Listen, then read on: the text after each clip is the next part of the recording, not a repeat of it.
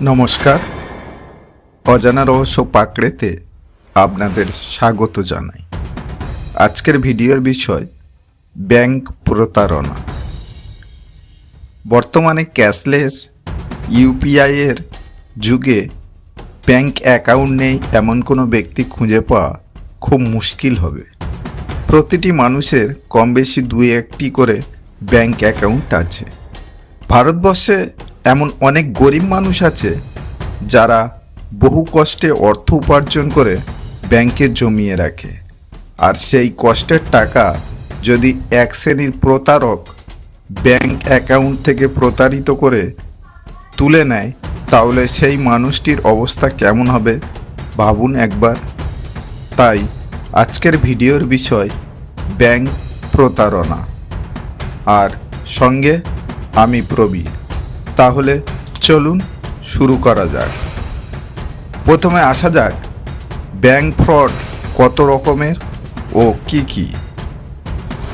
Number 1, vishing. Number 2, phishing. Number 3, ATM card skimming.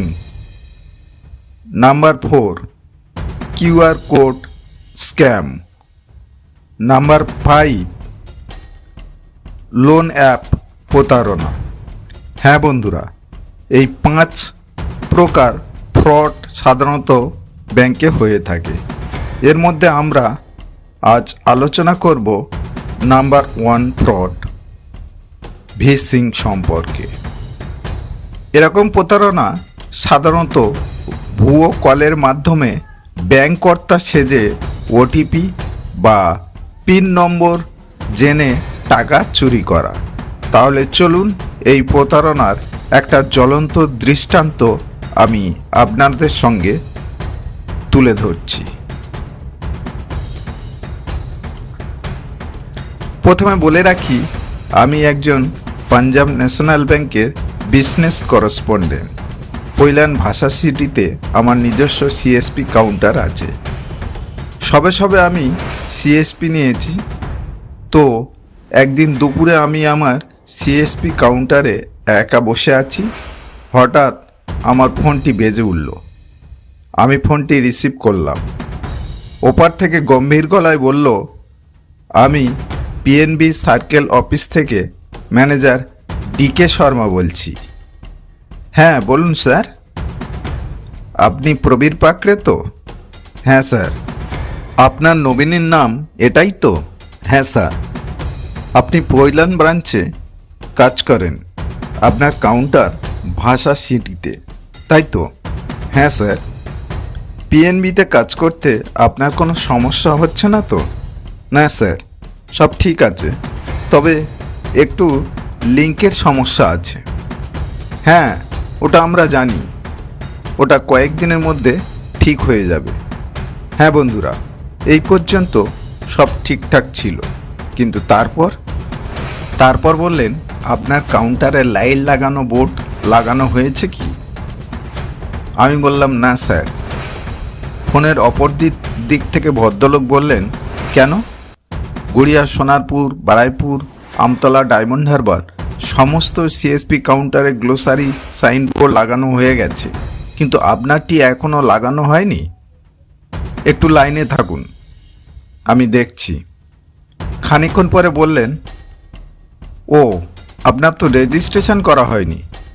ঠিক আছে, আপনার কেও কোডটি বলুন, আমি রেজিস্ট্রেশন করে দিচ্ছি। 1 সপ্তাহের মধ্যে আপনার বোর্ড লাগিয়ে দেয়া হবে। লাইনে থাকুন।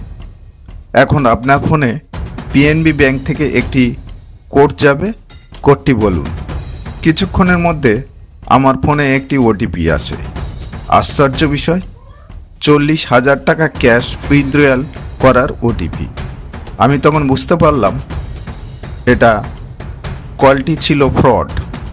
আমি এবার বললাম, আপনি সার্কেল অফিস থেকে ম্যানেজার ডিকে শর্মা বলছেন তো? ঠিক আছে, লাইনে থাকুন। 40,000 টাকা ক্যাশ উইথড্রয়ালের ওটিপি দেওয়ার আগে আমি আমার ব্রাঞ্চ ম্যানেজারকে কনফারেন্সে নিচ্ছি।